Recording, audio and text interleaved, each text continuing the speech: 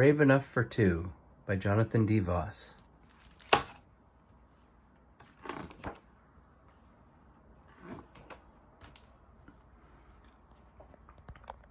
Hoot was Olive's very best friend in the whole wide world. But as you know, best friends don't always like the same things. Take, for example, adventures. Olive preferred the kind found in books. Hoot, on the other hand, well, he preferred something a little different. One day, Hoot said, "I've made something special for you. But it could be a small bit scary and slightly bigger bit adventurous."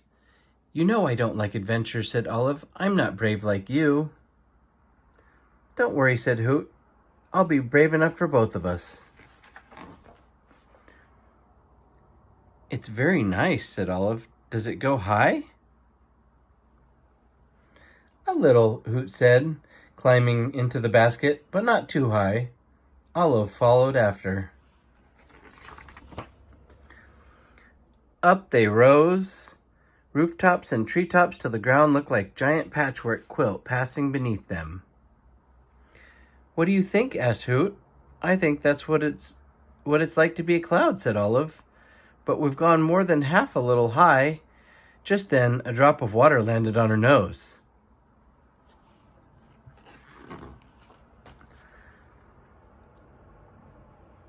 The clouds darkened and thunder cracked with a flash of light. Giant drops poured from the sky. The wind swirled. The basket rocked. "What if the wind blows us far away and we get lost?" cried Olive. Hoot squeezed her hand. "We can never be lost," he said, "so long as I'm here and you're there, and here and there aren't very far apart."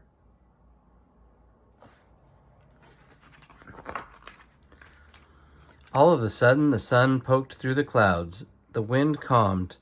"Look," said Hoot, "a rainbow." Olive smiled. Hoot untied the balloons. Lower and lower the basket dropped, till it scraped the ground and tipped over. The pair rolled out, head over bottom, into a patch of grass. "We made it," said Olive, in a surprised sort of way. "What should we do now?"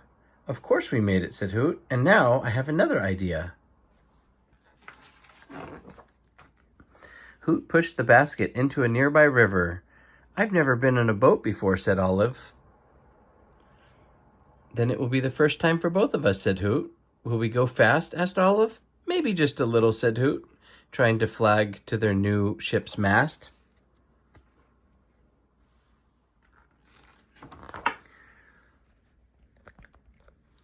The boat gobbed and spun like a carnival ride.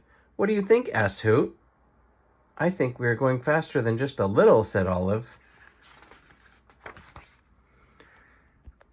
Down the river they sped till it became a bubbling cauldron of rocks and waves. "We're going way too fast. We're going way too fast," cried Olive. Hoot paddled with all his might. "Don't be afraid," he said. "I'll keep you safe." And he did. But on the shore, Hoot stood silent. "What's the matter?" asked Olive. Hoot picked up a piece of his stuffing. "I'm not feeling that well."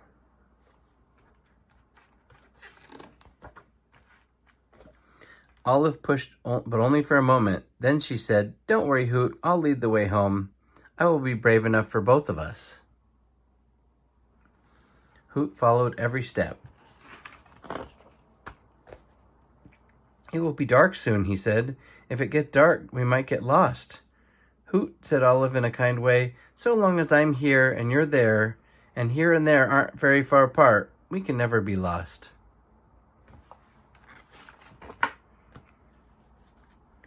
Just as the sun began to set, a familiar sight appeared. "Home," said Olive and Hoot together.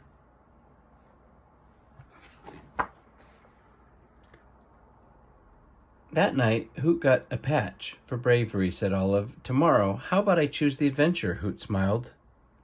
"I was afraid today," he said, "when my stuffing came out, but you were brave and you kept me safe." "Don't ever be afraid," Olive whispered. "I'll always keep you safe." And she did. The end.